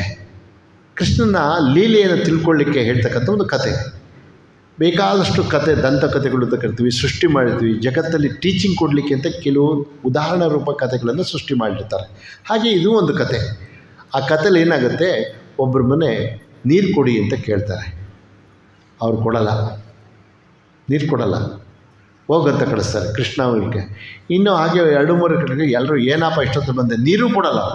ಕೊನೆಗೆ ಒಂದು ಮನೆ ಗೊತ್ತೆ, ಒಬ್ಬಳು ಭಾಳ ಹಸು ಸಾಕೊಂಡು ಹಾಲು ವ್ಯಾಪಾರನೂ ಮಾಡ್ಕೊಟ್ಟಿರ್ತಾಳೆ. ಆಕೆ ಒಂದೊಂದು ಗ್ಲಾಸ್ ಹಾಲು ಕೊಡ್ತಾರೆ. ಇಬ್ಬರು ಕುಡಿದ್ರು. ಕೃಷ್ಣ ಹೇಳ್ದ, ಈ ಹಸು ಇತ್ತಲ್ಲ ಸತ್ತೋಗ್ಲಿ ಅಂತ. ಅರ್ಜುನನ ಕೋಪ ಬಂತು. ನೀರು ಕೊಡೋಲ್ಲ ಅಂದಾಗೆಲ್ಲ ಇವರು ಹರ್ಸ್ ಬಂದಿದ್ದ, ಶ್ರೀಮಂತಿಗೆ ಬರಲಿ, ಚೆನ್ನಾಗಲಿ, ನಿನ್ನ ಆಸೆ ಎಲ್ಲ ಆಗಲಿ ಅಂತ. ಹಾಲು ಕೊಟ್ಟು ಸತ್ಕಾರ ಮಾಡೋರಿಗೆ ಹಸು ಸತ್ತೋಗ್ಲಿ ಅಂತಲ್ಲ ಕೃಷ್ಣ ನೀನು. ಆ ಕೃಷ್ಣ ಹೇಳ್ತಾನೆ, ನೋಡು, ಅವಳು ಒಂದೇ ಒಂದು ಕಂಟಕ ಇದೆ ಮೋಕ್ಷ ಸಿಗಲಿಕ್ಕೆ, ಹಸು ಮೇಲೆ ಪ್ರಾಣ ಇಟ್ಕೊಂಡಿದ್ದಾಳು ಅವಳು. ನನ್ನನ್ನು ತುಂಬ ಪ್ರೀತಿಸ್ತಾಳೆ, 99% ನನ್ನನ್ನು ಪ್ರೀತಿಸ್ತಾಳೆ, ಆ 1% ಹಸು ಮೇಲೆ ಇಟ್ಕೊಂಡಿದ್ದಾಳೆ. ಅದು ಹೋಯ್ತು ಅಂದರೆ 100% ನನ್ನಲ್ಲಿ ಐಕ್ಯ ಆಗ್ತಾಳೆ. ಅದಕ್ಕೆ ಹೇಗೆ ಹೇಳಿದೆ ಅಂತ. ನಾವು ನೋಡೋ ದೃಷ್ಟಿಕೋನ ಬೇರೆ, ಭಗವಂತ ನೋಡೋ ದೃಷ್ಟಿಕೋನ ಬೇರೆ. ನಮ್ಮದು ಬಾಹ್ಯ ದೃಷ್ಟಿಕೋನ, ಅದು ಆಂತರಿಕ ದೃಷ್ಟಿಕೋನ. ಭಾಗವತ ಸಾರ ಏನು? ಬಾಹ್ಯ ಜಗತ್ತು, ಆಂತರಿಕ ಜಗತ್ತು. ರಾಧೆಗೆ ಆಯ್ತಲ್ಲ, ನಾನೇ ಕೃಷ್ಣ ಅಂತ ಅವಳು ಬಿಹೇವ್ ಮಾಡೋಕ್ಕೆ ಶುರು ಮಾಡ್ತಾಳೆ. ಒಂದು ದಿವಸ ಆ ರಾಧೆ ಕೇಳಿದಂತೆ, ಯಾರನ್ನ? ಕೊಳಲನ್ನು ಕೇಳಿದಂತೆ, ನೋಡು ನಾನು ಎಷ್ಟೇ ಕ್ಲೋಸ್ ಆಗಿದ್ರೂ ನಿನ್ನಷ್ಟೊತ್ತು ಕೃಷ್ಣನ ಜೊತೆ ಇರೋಲ್ಲ, ನೀನು ಯಾವಾಗಲೂ ಅವನ ಜೊತೆಲೇ ಇರ್ತೀಯ, ಮಲಗಿದಾಗಲೂ ಅವನ ಜೊತೆ ಇರ್ತೀಯ, ನಾನು ಅಷ್ಟಿರೋಲ್ಲ, ಅಷ್ಟು ಚೆನ್ನಾಗಿರ್ತೀಯ ನೀನು ಅಂತ ಕೇಳಿದ್ಲು. ನಾನೇನು ಮಾಡಬೇಕು? ನಿನ್ನಷ್ಟು ಹತ್ತಿರವಾಗಿ ಕೃಷ್ಣನ ಜೊತೆ ಇರಬೇಕು ಅಂತ ಕೊಳಲನ್ನು ಕೇಳಿದಂತೆ, ಫ್ಲೂಟ್ನ. ಆ ಫ್ಲೂಟ್ ಹೇಳ್ತಂತೆ, ಸ್ವಲ್ಪ ನನ್ನನ್ನು ಇಣುಕು ನೋಡು ಅಂತಂತದ್ದು. ಏನಕ್ಕೆ ನೋಡಲಿ ಅಂದಂತೆ. ನೋಡು, ಸ್ವಲ್ಪ ನೋಡಿದ್ರೆ ಆ ಫ್ಲೂಟ್ ಒಳಗಡೆ ಟೊಳ್ಳಾಗಿದೆ, ಏನಿಲ್ಲ, ಖಾಲಿ, ಬರೀ ಗಾಳಿ, ಹೊರಗಡೆ ಆಕಾಶ, ಒಳಗಡೆ ಆಕಾಶ ಅಷ್ಟೇ. ಹಾಗೆ ಹೇಳ್ತೇನೆ, ನೋಡ್ದ, ನೀನು ಒಳಗಡೆ ಖಾಲಿ ಆಗು, ಕೃಷ್ಣ ನಿನ್ನ ಜೊತೆಲೇ ಇಟ್ಕೊಳ್ತಾನೆ. ನೀನು ಖಾಲಿ ಆಗಬೇಕು ನನ್ನ ರೀತಿ. ಆಗ ಸೊಂಟದಲ್ಲಿ ಇಟ್ಕೊಂಡಿದ್ರೆ ಅಲ್ಲಿ ತುಟಿ ಹತ್ರ ಇರ್ತೀನಿ, ಇಲ್ಲ ಕೈಲಿ ಇರ್ತೀನಿ, ಮೂರೇ ಜಾಗ ನಂದು. ಇಲ್ಲ ಕೃಷ್ಣ ಸೊಂಟದಲ್ಲಿ ಇರ್ತೀನಿ, ಇಲ್ಲ ಅವ್ನ ಕೈಲಿ ಇರ್ತೀನಿ, ಇಲ್ಲ ಅವ್ನ ತುಟಿ ಮೇಲೆ ಇರ್ತೀನಿ. ನಾನು ಯಾವಾಗಲೂ ಅವ್ನ ಜೊತೆ, ಯಾಕಂದರೆ ನಾನು ಒಳಗಡೆ ಖಾಲಿ, ಅವನಿಗೆ ಜಾಗ ಪೂರ್ತಿ. ನೀನೇನು ಮಾಡ್ಕೊಂಡಿದೀಯಾ? ನಿಂದೇ ಕೆಲವು ಸರ್ಕಲ್ ಇಟ್ಕೊಂಡಿದ್ಯಾ, ಪೂರ್ತಿ ಸೇರಿಸ್ಕೊತಾ ಇಲ್ಲ ಒಳಗಡೆ ಅವನ್ನ. ಅದಕ್ಕೆ ನೀನು ಸಿಗಲ್ಲ ಯಾವಾಗಲೂ. ಎಷ್ಟೆಷ್ಟು ಖಾಲಿ ಮಾಡ್ಕೊಂಡಿದ್ದೀರೋ ಒಳಗಡೆ, ಭಗವಂತನಿಗೆ ಎಷ್ಟೆಷ್ಟು ಖಾಲಿ ಜಾಗ ಬಿಟ್ಟಿದ್ದೀರೋ ಅಷ್ಟಷ್ಟು ಸಿಗ್ತಾನೆ ನಿಮಗೆ. ಅದೇ ಭಾಗವತದ ಸಾರ. ಏನು ಇದು ಒಟ್ಟಾರೆ ಅಂದರೆ, ಯಾವ ದೃಷ್ಟಿಲಿ ಬೇಕಾದ್ರೂ ಕೆಲಸ ಮಾಡಿ ನೀವು ಕೃಷ್ಣನ ಹತ್ರ ಹೋಗಬೇಕು. ಕೃಷ್ಣನ ಕೆಲವು ಲೀಲೆಗಳನ್ನು ನೋಡ್ತೀವಿ. ಅವರು ಹೋಗ್ತಾ ಇರ್ತಾ ಹೆಣ್ಣುಮಕ್ಕಳು ಹಾಲು ತಗೊಂಡು ಹೋಗ್ತಾ ಇದ್ದಾರೆ, ಮಧುರೆಗೆ ಹಾಲನ್ನು ಕೊಡಬಾರ್ದು ಅಂತ ರೂಲ್ಸ್ ಇದೆ. ಯಾಕೆಂದರೆ ಇವ್ರಿಗೆ ಮೋಸ ಮಾಡಲಿಕ್ಕೆ ಅಂತ ಹೆಚ್ಚು ಹಣ ಕೊಟ್ಟು ಅಟ್ರ್ಯಾಕ್ಟ್ ಮಾಡಿರ್ತಾನೆ ಕಂಸ. ಅವ್ರೇನು ಮಾಡಿದ್ರು, ಮನೇಲಿ ತಮ್ಮ ಮಕ್ಕಳಿಗೂ ಹಾಲನ್ನು ಕೊಡಲ್ಲ, ಹಸುವಿನ ಕರಿಗೂ ಹಾಲು ಕೊಡಲ್ಲ, ಬೆಣ್ಣೆ ಮಾಡಿದ್ರೂ ಮಕ್ಕಳು ಕೊಡಲ್ಲ, ಎಲ್ಲವನ್ನೂ ಮಾರ್ತಾಯಿದ್ರು. ಇವತ್ತಲ್ಲ ಅವತ್ತೇ, ತಮ್ಮ ಸ್ವಂತ ಮಕ್ಕಳು ಕೊಡೋದೇ ಇಲ್ಲ ಅದನ್ನು, ಹಾಗೆ ಮಾಡ್ತಾಯಿದ್ರು.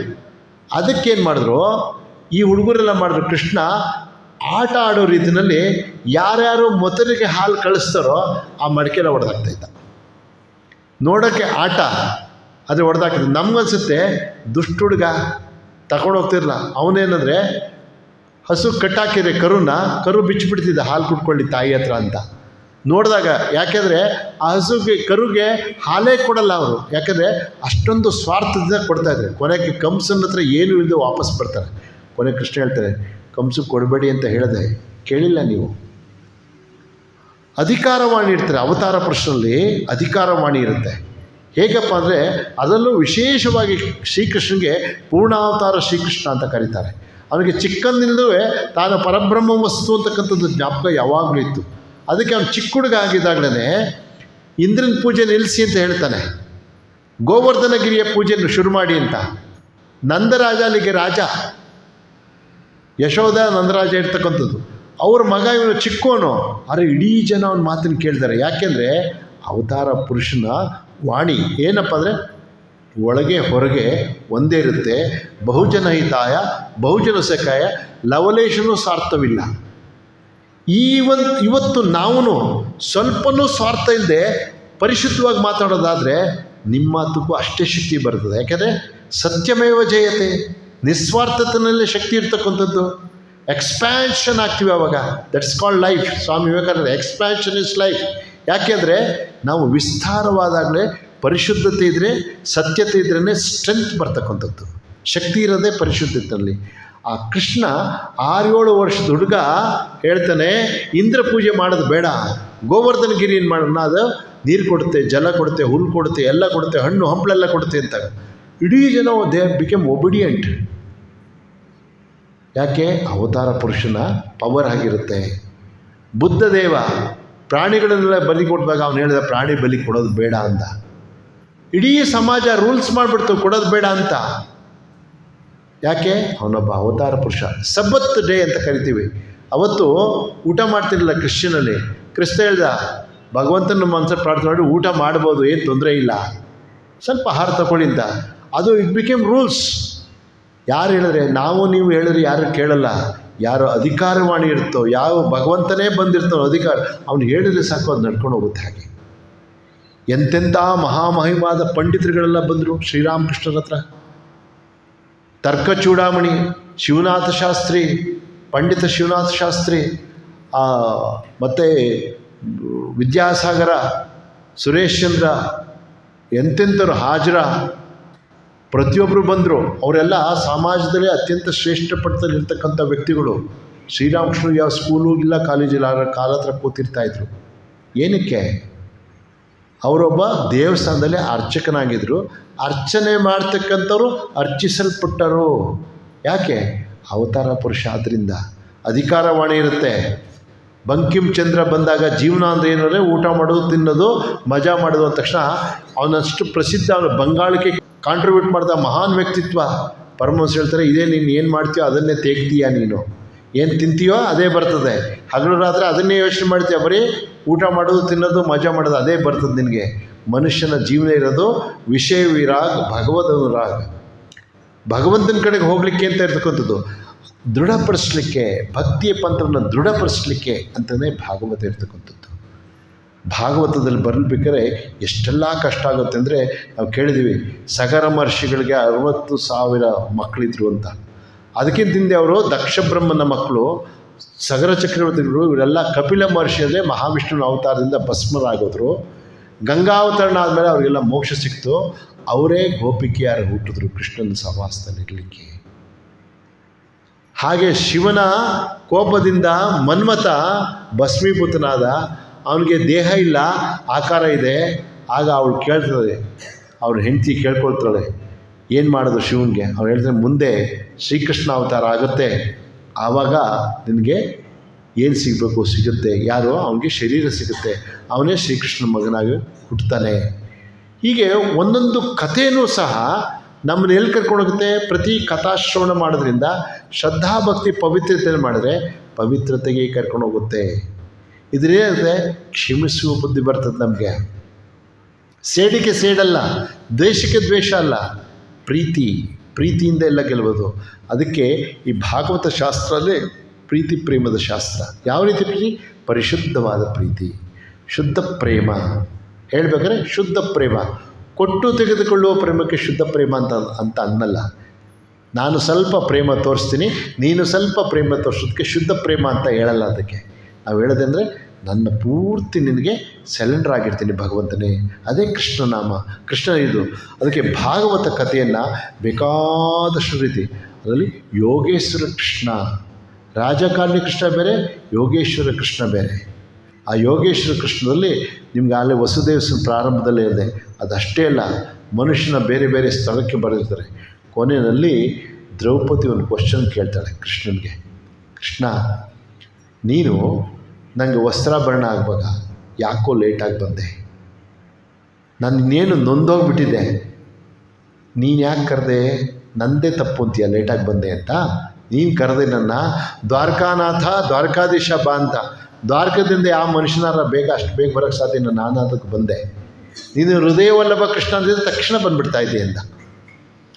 ಹೃದಯ ವಲ್ಲಭ ಕೃಷ್ಣ ಅಂತ ಹೇಳಿದರೆ ತಕ್ಷಣ ಬಂದುಬಿಡ್ತಾ ಇದೆ. ನಿನ್ನ ಹೃದಯದಲ್ಲೇ ಇದ್ದೀನಿ ನಾನು, ಸರ್ವಾಂತರ್ಯಾಮಿ, ಸಕಲ ಚರಾಚರ ವಸ್ತುಗಳಲ್ಲಿ ಅಣುರೇಣು ತೃಣಕಾಷ್ಟದಲ್ಲಿ ಪರಿಪೂರ್ಣ ಗೋವಿಂದ. ನೀನು ನನ್ನ ಹೃದಯದಲ್ಲಿ ಕೃಷ್ಣ ಅಂತ ಕರೆದಿದ್ರೆ ತಕ್ಷಣ ಬರ್ತಿದೆ.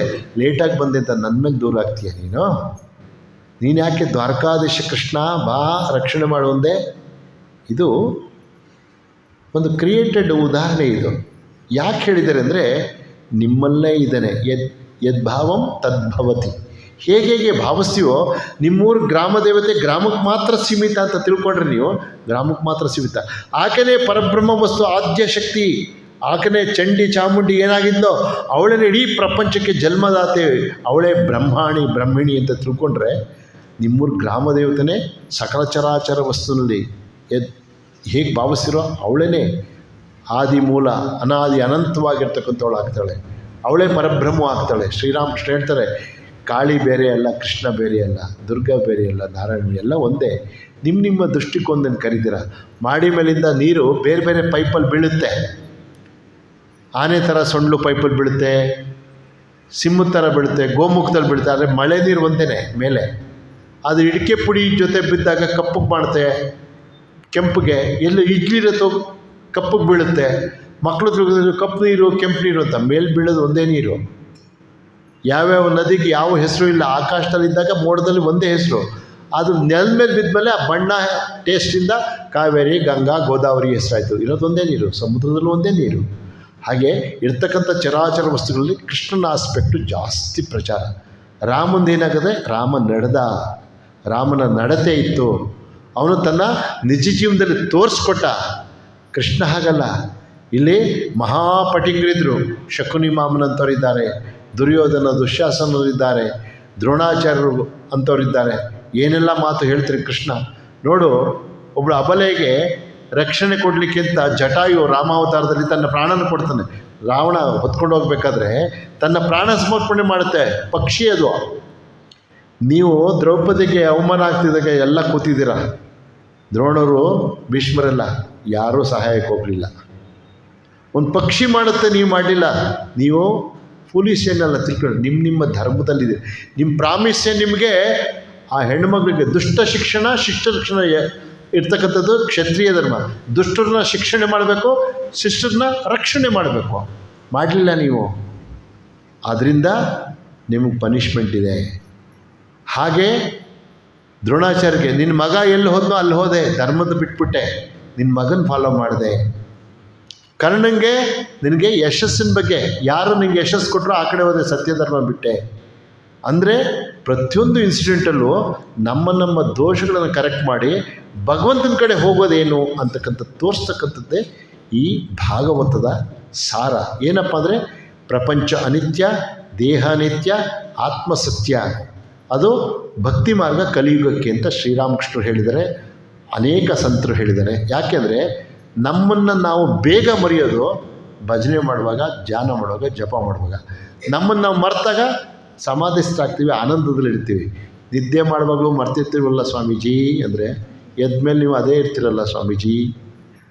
ಯಾಕಂದರೆ ನಿದ್ದೆ ಮಾಡುವಾಗ ಎಲ್ಲ ಮರ್ತುಬಿಟ್ಟಿರ್ತೀರ, ಎದ್ಮೇಲೆ ಅದೇ ಮನೆ ಅದೇ ಕೆಲಸ.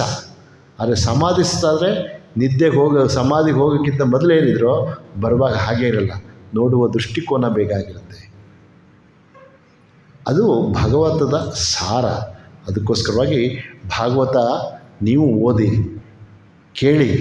ಕೇಳೋದನ್ನ ಇಲ್ಲೇ ಬಿಟ್ಟು ಹೋಗ್ಬೇಡಿ. ಪುಸ್ತಕ ತಗೊಳ್ಳಿ, ಬೇಕಾಷ್ಟು ಇರುತ್ತೆ. ಇಲ್ಲಿ ಕೃಷ್ಣನಿಗೆ ಉದ್ಧಾರ ಮಾಡಬೇಕಾಗಿಲ್ಲ, ಅಲ್ಲಿರೋ ಋಷಿಗಳಿಗೂ ಮಾಡಬೇಕಿಲ್ಲ, ಪರೀಕ್ಷಿತ ರಾಜಂಗೂ ಮಾಡಬೇಕಾಗಿಲ್ಲ. ಅದನ್ನು ಓದ್ತಾ ಓದ್ತಾ ಓದ್ತಾ ಓದ್ತಾ ನಾವು ಉದ್ಧಾರ ಆಗ್ತೀವಿ.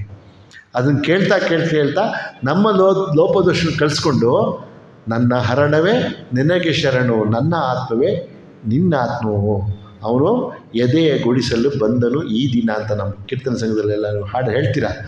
ಅವನು ಆ ಥರ ಮಾಡಬೇಕು. ಪ್ರತಿಯೊಂದು ಕೆಲಸಕ್ಕೆ ಅವನೇ ಕಡಿಬೇಕು. ಆಗ ಇಲ್ಲಿ ಕೂತಿರೋರೆಲ್ಲರೂ ಗೋಪಾಲರ ಮಗನೇ ಆಗ್ತೀರ. ಗೋಪಾಲ ನಿಮ್ಮ ಜೊತೆನೇ ಇರ್ತಾನೆ. ಯಾವ ಆಸ್ಪೆಕ್ಟಲ್ಲಿ ನೀವು ಕರಿತೀರೋ ಆ ಆಸ್ಪೆಕ್ಟ್ ಇರ್ತದೆ. ಸೂರ್ಯದಾಸನೂ ಆಗ್ಬೋದು, ಪುರಂದರದಾಸನೂ ಆಗ್ಬೋದು, ಕನಕದಾಸನೂ ಆಗ್ಬೋದು. ಏನಪ್ಪ ಅಂದರೆ ಕರಿಬೇಕು ಅವ್ರ ಥರ, ಕರಿಬೇಕು. ಹಾಗೆ ಹೇಗೆ ಏನು ನಿರಪೇಕ್ಷ, ನನಗೆ ನೀನು ಬೇಕು ಅಂತ ಕರೀರಿ, ನಿನ್ನಿಂದ ಇದೆಲ್ಲ ಬೇಕು ಅಂತ ಕರಿಬೇಡಿ. ಲೀಸ್ಟ್ ಇಟ್ಕೊಂಡು ಕರಿಬೇಡಿ, ಇದೆಲ್ಲ ಪಾಸ್ ಮಾಡು ಆವಾಗ ನೀನು ಆಗ್ತೀನಿ ಅಂತ. ಕೊನೆಯಲ್ಲಿ ನಮ್ಮ ಅಚ್ಯುತದಾಸರು ಅಂತ ಕೇಳಿರ್ಬೋದು, ಅವರೊಂದು ಕತೆ ಹೇಳ್ತಿದ್ರು. ಯಾರೋ ಒಬ್ಬ ಭಗವಂತ ಅಂತ ಬಂದಂತೆ ಬಸವನಗುಡಿನಲ್ಲಿ ಅವ್ರನ್ನ ಹರಿಕತೆ ಕರೆದಿದ್ವಿ. ಆಗ ಅವ್ನು ಹೇಳ್ತಾನೆ, ನೀನು ಭಗವಂತ ಅಂತ ಹೇಗೆ ನಂಬಲಿ, ಎಲ್ಲೋ ಡ್ರೆಸ್ ಹಾಕೊಂಬಂದಿರ್ಬೋದು, ಇದು ಮುಟ್ಟು ಚಿನ್ನ ಆದರೆ ನಾವು ಭಗವಂತ ಅಂತೀವಿ ಅಂತ ಅಂದಂತೆ. ಸರಿ ಇರಲಿ ಅಂತ ಮುಟ್ಟ ಚಿನ್ನ ಆಗ್ಬಿಡ್ತು ತೊಮ್ಗೆ. ನೋಡಿದ್ರೆ ಒಬ್ಬರು ಇಲ್ಲ ಜನ. ಇಲ್ಲೋದ್ರು ಅಂದರೆ ಮನೆಗೆ ಹೋಗಿ ಹಂಡೆ ಬುಂಡೆ ಎಲ್ಲ ಹೊತ್ಕೊಂಡ್ಬರ್ತಾಯಿದ್ರು. ಇದು ಅಚ್ಯುತದಾಸರು ನಗಿಸ್ಲಿಕ್ಕೆ ಹೇಳಿದ ಕತೆ ಇದು. ಅವರು ಕೃಷ್ಣಾವತಾರ ಮಾಡುವಾಗ ಹೇಳಿದ್ರು, ಏನು ನಮ್ಮ ಜನ ಇಷ್ಟೆಲ್ಲ ಕತೆ ಕೇಳಿದ ಮೇಲೂ ಮನಸ್ಸಲ್ಲಿ ಬದಲಾವಣೆ ಆಗಿಲ್ಲ. ಯಾವಾಗ ತೊಮ್ಗೆ ಚಿನ್ನ ಆಯಿತೋ ಎಲ್ಲ ಓಡಿದ್ರಂತೆ ಮನೆಗೆ. ಅವ್ರ ಮನೇಲಿ ಏನು ಕೈ ಸಿಕ್ತು ತೊಗೊಂಬಂದ್ರು, ಮುಟ್ಟು ಅಂತ. ಇಲ್ಲಿ ತನಕ ಭಾಗವತ ಹೇಳಿದ್ನಲ್ಲ, ಏನಪ್ಪ ಅಂತಾರೆ, ಭಾಗವತ ಆಗಿರಲಿ ಮೊದಲು ಮುಟ್ಟು. ನಮ್ಮ ಸ್ವಾರ್ಥ ಅಷ್ಟೊಂದು ಇರುತ್ತೆ. ಅದಕ್ಕೆ ಶರಣಾಗತನಾದರೆ ಸ್ಮರಣ ಮಾತ್ರೇಣ ಮೃತ್ಯು ಸಂಸಾರ ತ್ರಾಯತೆ ಮೃತ್ಯು ಸಂಸಾರ ಬಂಧನ ಅಂತ. ಸ್ವಂತ ನಿಷ್ಠೆಯಿಂದ ಸ್ಮರಣೆ ಮಾಡಿಬಿಟ್ರೆ ಮೃತ್ಯು ಸಂಸಾರದಿಂದ ಕಾಪಾಡಿಬಿಡ್ತಾನೆ ಭಗವಂತ. ಭಾಳ ಉತ್ತಮವಾಗಿರ್ತಕ್ಕಂಥ ಅಲಂಕಾರ ಮಾಡಿದ್ದಾರೆ. ಕೃಷ್ಣ ನಿಮ್ಮನ್ನೇ ನೋಡೋದಾಗಿದೆ, ಯಾರು ನೋಡಿದ್ರೆ ನಿಮ್ಮನ್ನೇ ನೋಡೋದಾಗಿದೆ. ಕೆಳಗೆ ಅದ್ಭುತವಾಗಿರ್ತಕ್ಕಂಥ ಕೃಷ್ಣನ ಮತ್ತು ಗೋವಿನ ಚಿತ್ರ ಬಿಡಿಸಿದ್ದಾರೆ. ಉತ್ತಮ ವಾತಾವರಣ. ಕಳೆದ 1 ಗಂಟೆಯಿಂದ ಪಿನ್ ಡ್ರಾಪ್ ಸೈಲೆನ್ಸಲ್ಲಿ ಕೂತ್ಕೊಂಡು ಕೇಳ್ತಾ ಇದ್ದೀರಾ. ಕೃಷ್ಣ ನಿಮ್ಮೆಲ್ಲರೂ ಒಲಿಯಲಿ, ನಿಮ್ಮ ಮನಸ್ಸಿಗೆ ಆನಂದದ ಹೊಳೆಯನ್ನು ಹರಿಸಲಿ, ನಿಮ್ಮ ಇಷ್ಟಾರ್ಥ ಸಿದ್ಧಿ ಆಗಲಿ ಅಂತ ಹೇಳ್ತಾ, ಈ ಆಶ್ರಮಕ್ಕೆ ನನ್ನ ಕರೆಸಿದಂಥ ಈ ಆಶ್ರಮದ ಮಾತಾಜಿಗಳಿಗೆ, ಇಷ್ಟೊತ್ತು ಕೂತು ಕೇಳಿದಂಥ ನಿಮ್ಮೆಲ್ಲ ಭಕ್ತರಿಗೂ ಶ್ರೀರಾಮಕೃಷ್ಣರು, ಮಾತೆಯವರು, ಸ್ವಾಮೀಜಿ, ಶ್ರೀಕೃಷ್ಣ ಹರಸಲಿ ಅಂತ ಹೇಳ್ತಾ ನನ್ನ ಮಾತಿಗೆ ಮುಕ್ತಾಯ ಮಾಡ್ತಾಯಿದ್ದೀನಿ. ಜೈ ಶ್ರೀಕೃಷ್ಣಾರ್ಪಣಮಸ್ತು.